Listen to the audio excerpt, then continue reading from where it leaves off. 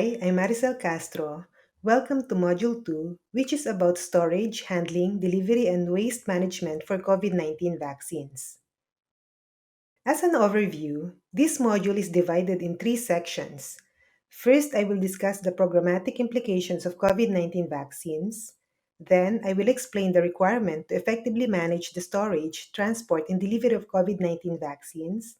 And finally, on the last part, I will describe the recommendations for managing cold chain at the vaccination post and managing healthcare waste at the facility level.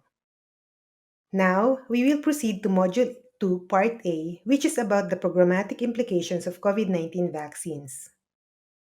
The learning objectives for this section are to identify key programmatic considerations that are new or different for COVID 19 vaccines and to be familiar with key planning elements to prepare for COVID 19 vaccine deployment. Given the knowledge you have on COVID 19 vaccines, what can you expect to be different in logistics for the introduction of this vaccine? This slide is about the stability data of candidate vaccines. Currently, the information on the stability of candidate vaccines is either limited or not yet available. We don't know if the vaccines will have vaccine vial monitor or VVM, and if they do, what type. We don't know which vaccines will qualify for the multi-dose vial policy or MDVP. We also don't know the vaccine shelf life. We don't know which vaccine will be sensitive to light and freezing. It is likely that some vaccine will only have information on manufacturing date instead of expiration date. The information on vaccine expiration is likely to be available in the product information leaflet. Therefore, health workers are encouraged to refer to the package insert, which may be available through a QR code or manufacturer's website link. With regards to vaccines pre-qualification status, no COVID 19 vaccines are currently pre-qualified by the World Health Organization, but it is possible that some vaccines may be pre-qualified during the deployment period. Therefore, most vaccines will be used under the WHO Emergency Use Listing or EUL procedures. What is EUL? It is a process developed by WHO to expedite the availability and use of unlicensed medical products needed in public health emergency situations. More information can be found through the link provided in this slide. As mentioned earlier, vaccines may or may not have VVM on the label or cap. The location of the VVM on the vial, that is either on the label or cap, will depend on the vaccine stability profile and suitability to multi-dose vial policy. If VVM is available, health workers are encouraged to follow the VVM guidance on the right side to decide which vaccine to use or discard. The key to successfully introduce COVID 19 vaccine depends on the quality of plan and implementation of vaccine deployment and vaccination activities. Having a carefully designed supply chain and logistic plan is key to ensure that COVID 19 vaccines will be available in the right quantity and quality at the right place and at the right time. Health workers are encouraged to use the How to Prepare for COVID 19 Vaccine Management checklist as guidance. Now, I would like to highlight some key points when preparing for COVID 19 vaccine arrival, during transportation, storage, and timing of availability. When preparing for vaccine arrival, ensure that efficient internal communication and information sharing are in place, especially since new information may be available that are critical for health workers to know to effectively manage COVID 19 vaccine during the deployment and vaccination period. Health workers are encouraged to maximize the use of traceability systems such as the barcode and QR code. The primary purpose of the barcode is to track vaccine movement to reduce the risk of fraud or diversion, while the QR code will be used as one of the means to access information about the vaccine and update health workers on new information and guidance that may help improve their management of the vaccine and maximize the vaccine potency. Health workers are therefore encouraged to keep the vaccine in their secondary packaging to enable scanning of the barcode and QR code. To maintain the quality and potency of the vaccine during transportation, Make sure you only use the appropriate cold chain equipment and coolant packs recommended for the specific vaccine type. It is also encouraged to use temperature data loggers in each transport box to check if the available cold chain temperature is maintained. With regards to storage, it is recommended to install a reliable continuous temperature monitoring system in the vaccine store and to monitor storage temperature more frequently, meaning more than 2 times per day as you would normally do for routine vaccines. This is important, especially in managing vaccine without VVM, in settings where the ability to maintain proper cold chain may be compromised. Finally, the timing of vaccine delivery should be well coordinated with the schedule of vaccination activities to maximize the benefits of COVID 19 vaccination and to reduce vaccine wastage. We are now in Part B of Module 2, which is about managing storage, transport, and delivery of COVID 19 vaccines. The learning objectives for this section are to explain cold chain requirement for COVID-19 vaccine and diluents, and to explain the storage principles and conditions at the health facility and non-facility based vaccination post. Storage requirements for COVID-19 vaccines.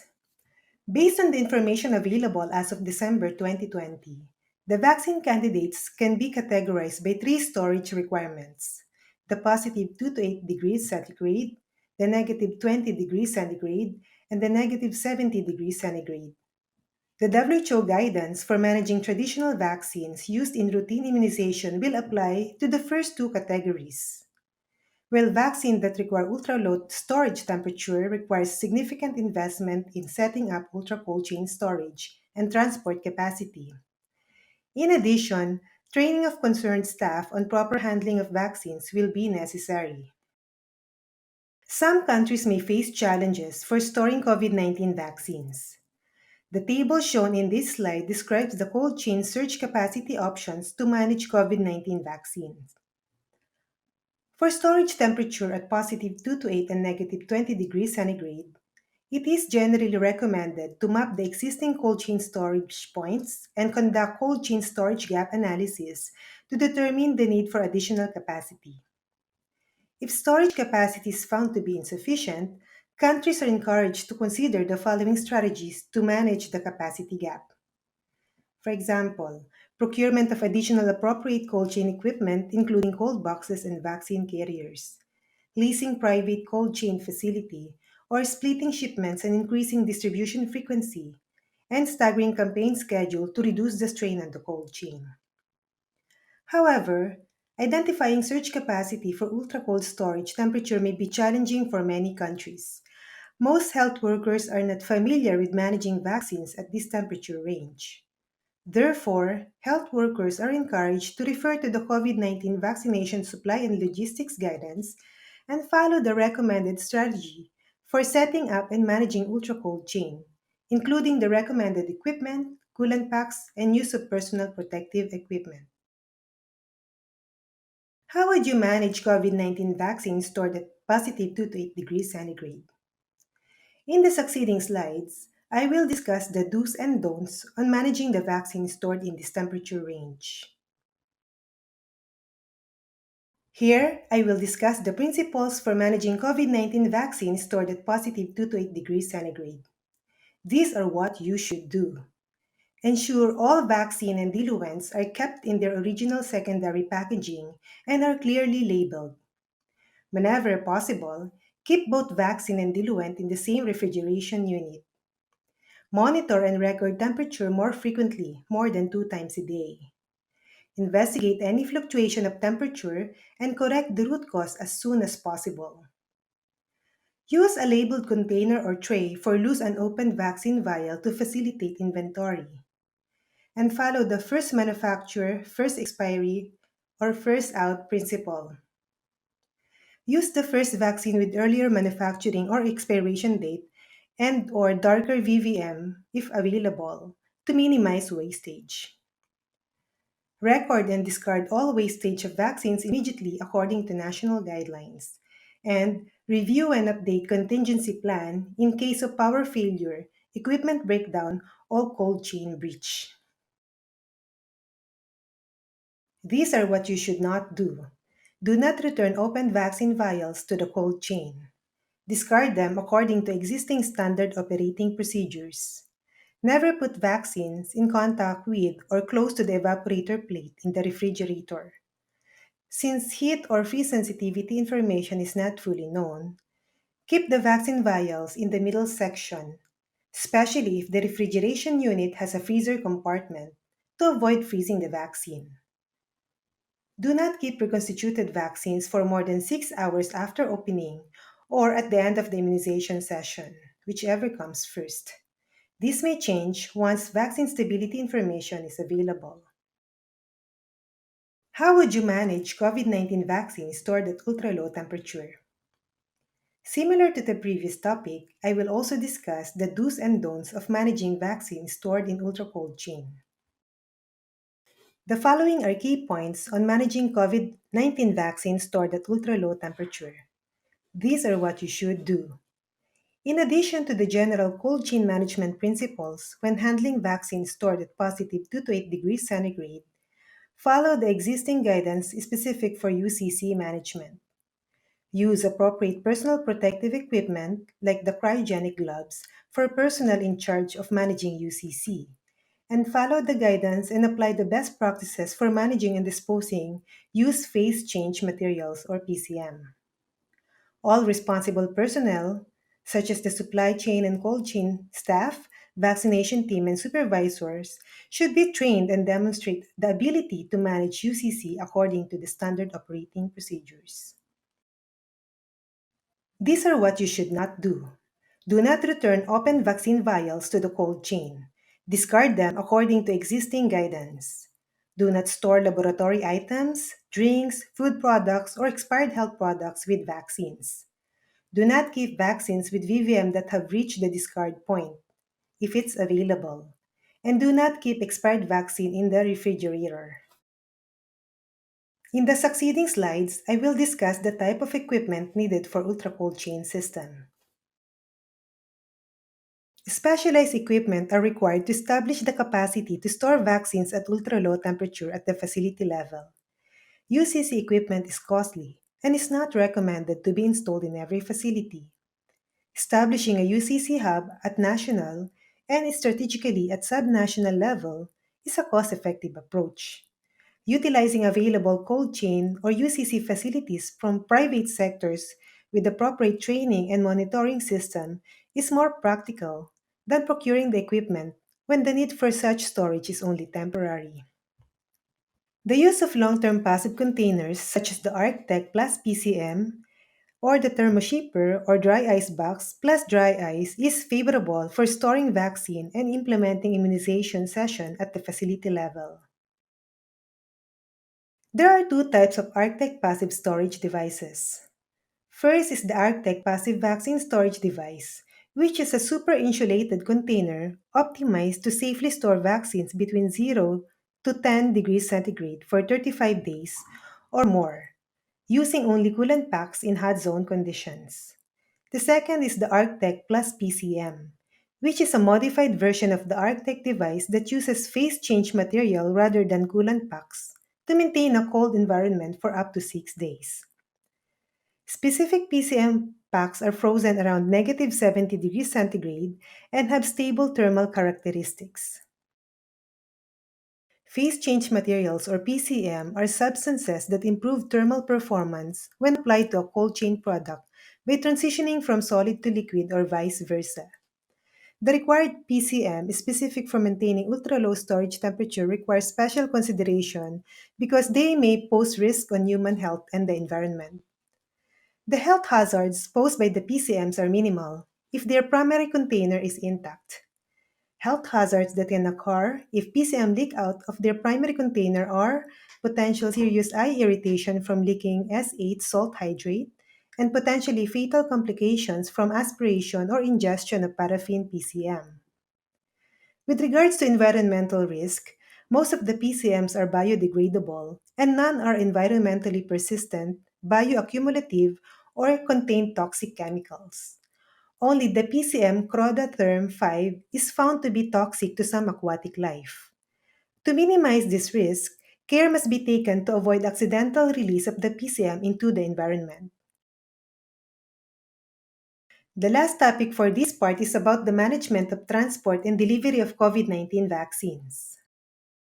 When transporting vaccines stored at positive 2 to 8 or negative 20 degrees centigrade, carefully plan the route of vaccine delivery and time to reach each destination, including time for checking temperature based on the standard operating procedures. Assess potential risk to delivery personnel and delay delivery for foreseeable reasons such as weather condition, and include risk mitigation strategy in the plan. Ensure reliable transport and sufficient funds are available for fuel. Refrigerated vehicle equipped with data loggers is preferred. Consider renting if needed. Bundle supplies when delivering to ensure all logistics are available for vaccination. Ensure required documentation is duly prepared and available before departure. And never transport multi-dose vaccines that are opened. Discard open multi-dose vial immediately according to standard operating procedures. When transporting vaccines stored at positive 2 to 8 degrees centigrade, make sure to use only recommended transport boxes with adequate and appropriately prepared coolant packs. Monitor temperature, preferably using data loggers, as this allows monitoring throughout the transport period and download of data at the end of the trip. For the data logger inside the container, check the temperature at the end of the trip. Avoid exposing vaccine to temperature change from frequent openings. For data loggers with outside reader, check temperature at least 2 times during the trip. Complete deliveries in daytime if possible to reduce risk of robbery or consider the safety of delivery personnel. When transporting vaccine in UCC, the Arctic plus PCM or dry ice plus thermoshipper with data loggers are recommended. We are now on the last part of Module 2. Part C is about cold chain management at the vaccination post and waste management at the facility level. The learning objectives for this section are to identify and describe action in case of insufficient cold chain capacity at the health facility level, and to describe waste management options and comply with standard procedures. In this section, I will discuss the management of cold chain at the vaccination post. The supply of COVID 19 vaccines is limited, especially during the initial phase of the vaccine deployment. It is therefore important to keep the vaccine potent up to the service points. Health workers should use the right vaccine carriers when implementing immunization sessions. There are two types of vaccine carriers to store vaccine at positive 2 to 8 degrees centigrade at service points. First is the standard vaccine carrier, which does not contain a barrier separating the vaccine storage compartment from the conditioned ice packs. The other is the preventive type, which contains a barrier separating the vaccine storage compartment from the frozen ice packs. The latter is specifically recommended for freeze sensitive vaccines. For vaccines requiring ultra low temperature storage, ArcTech and thermal shippers are recommended to keep the vaccines between negative 60 to negative 80 degrees centigrade. The latter are specific type of vaccine carrier requiring dry ice. Some may come with a vial rack system and built-in data logger. This topic is about managing open vials of COVID-19 vaccine. Generally, health workers are encouraged to always check for latest information about the suitability of vaccine to multi-dose vial policy. As a precaution to maintain vaccine safety and quality, the following are recommended until more information becomes available. For open vials, if possible, use a separate vaccine carrier with a temperature monitoring device to allow monitoring of temperature during use. Reconstituted vaccine should be discarded 6 hours after opening or at the end of immunization session, whichever comes first. Do not use open vials if the temperature in vaccine carrier is found to exceed the recommended range. Discard vials and replace the coolant packs as needed. Never expose open vials to direct heat, light, or sunlight. Never transport or return open multi-dose vials used in vaccination to the cold chain. Discard them. Some health workers may not be familiar with the term reverse logistics. What is reverse logistics, and when would you use reverse logistics? One example where reverse logistic is used is during the TOPV recall to replace the supply with BOPV. Reverse logistics is the process of retrieving unused vaccines either to dispose or reuse by reallocation to another place. The following are possible reasons to conduct reverse logistics. If there is a need to reallocate vaccines to higher risk areas based on latest epidemiological information, the return of unused vaccine to higher level store at the end of the vaccination campaign, during temporary pause of vaccination campaign, or to recall the vaccine for any reason. Now, I will discuss the topic of healthcare waste management. Disposal of syringes. It is important to ensure that used syringes are properly disposed to avoid risk of needle prick and transmission of blood-borne infection. It is recommended to use auto-disable syringes to prevent reuse. Syringes are considered and disposed as sharp waste. So, without recapping the needle, discard the used syringes into the safety boxes or safe syringe container. Do not fill the safety box more than three-fourths of its capacity or up to the red line mark on the container. Ensure the box is properly labeled with infectious substance symbol. And seal the safety box before transporting it to the treatment site. Disposal of used or expired vaccine vials. Put used vaccine vials and unopened vaccine vials which have expired or suffered heat exposure into a red or yellow bag for infectious waste or into a biohazard container. Open vials posing a risk of cuts may be considered as sharp waste. Ensure that bags or containers are properly labeled with the infectious substances symbol, and seal the containers before transporting them to the treatment site. Disposal of used personal protective equipment. PPE includes single use gloves, aprons and gowns, surgical masks, face protectors in the form of glasses, goggles, or face shields. Use a room or a place away from the vaccination area to remove all used PPEs. Consult the national guidelines to follow special procedures for removing PPE. After safely removing used PPE, put them into a special waste container or bag for infectious waste. It's either a yellow or red color. Ensure that bag or container is properly labeled with the infectious substances symbol and seal the containers before transporting them to the treatment site. The following are key considerations for managing and disposing used phase change materials. PCM is held in plastic or metal containers, and as long as the containers are intact, the PCM should not enter the environment. But plastic and metal will degrade over time, and the ambient condition of many cold chain equipment disposal locations will speed the degradation or facilitate puncturing of the container. Therefore, PCM should ideally be drained for proper disposal at the end of their useful life. We have reached the end of Module 2. For more information, you can check these links to some of the useful resources on managing vaccine, cold chain, supply chain, and logistics, including waste. Thank you very much.